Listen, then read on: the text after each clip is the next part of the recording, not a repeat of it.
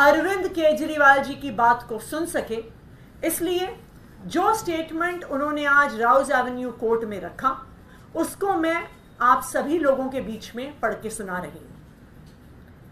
अरविंद केजरीवाल जी ने Rouse Avenue court के सामने ये कहा, यह केस पिछले पौने 2 साल से चल रहा है। 17 अगस्त 2022 को सीबीआई का पहला केस फाइल हुआ था और 22 अगस्त 2022 को ECIR फाइल हुई थी। मुझे गिरफ्तार किया गया है।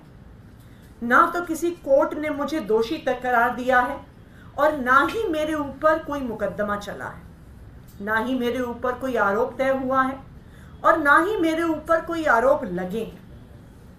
अभी तक इस केस में सीबीआई ने 31,000 पेज कोर्ट में फाइल किए हैं और 294 विटनेस को एग्जामिन किया है।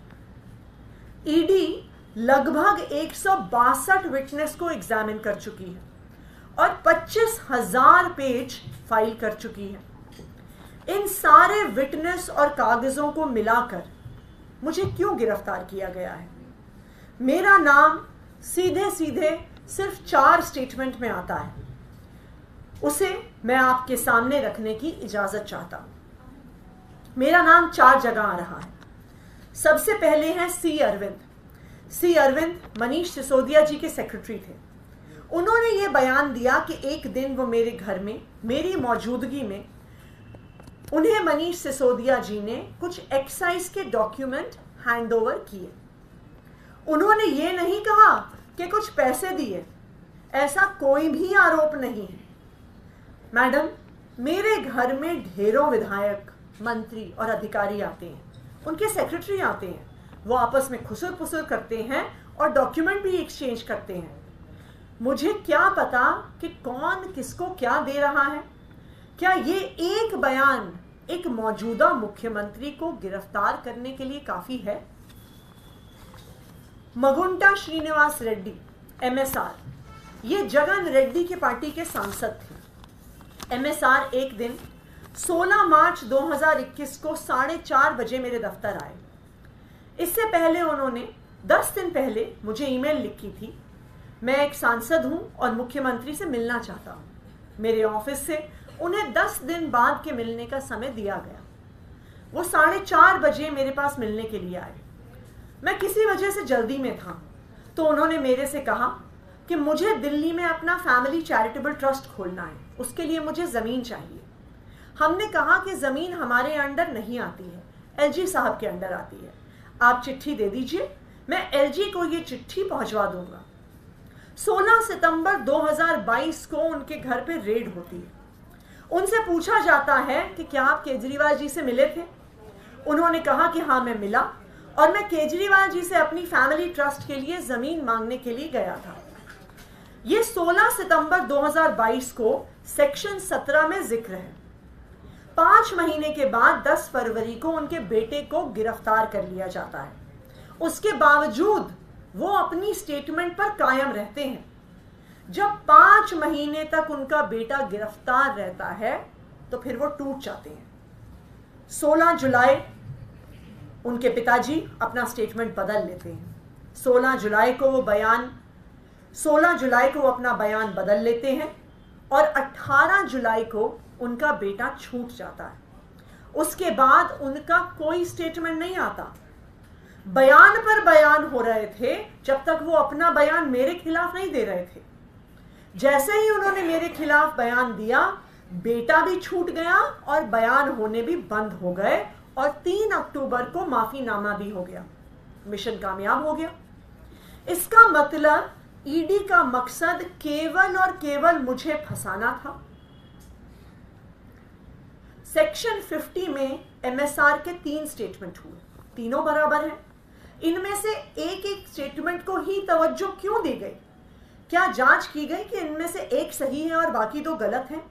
जो 25,000 पेज ईडी ने फाइल किए, उन 25,000 पेज में जो केजरीवाल के खिलाफ वाला स्टेटमेंट है सिर्फ उसको लगाया गया, बाकी दोनों स्टेटमेंट्स दबा दिए गए। आखिर ऐसा क्यों है? कोर्ट के सामने तीनों स्टेटमेंट लाने चाहिए थे ताकि कोर्ट डिसाइड कर सके कि सच्चाई आखिरकार क्या है।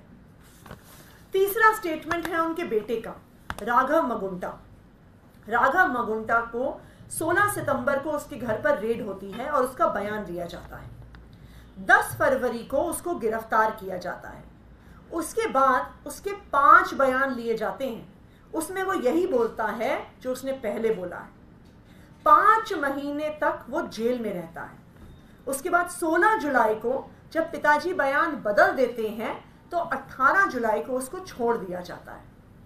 उनके 7 बयान हुए, जिसमें से 6 में वो मेरे खिलाफ नहीं बोलते और 7वें में जैसे ही वो मेरे खिलाफ बोलते हैं उसके बाद उनका कोई स्टेटमेंट नहीं होता है।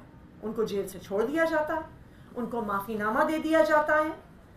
ये जो 6 स्टेटमेंट हैं ये रिकॉर्ड में नहीं लगाए जाते। चौथा है शरद रेड्डी।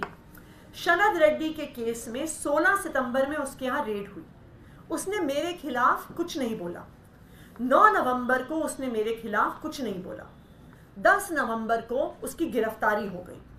उसके बाद उसके 9 बयान दर्ज किए जाते हैं जिसमें वो मेरे खिलाफ कुछ नहीं बोलता।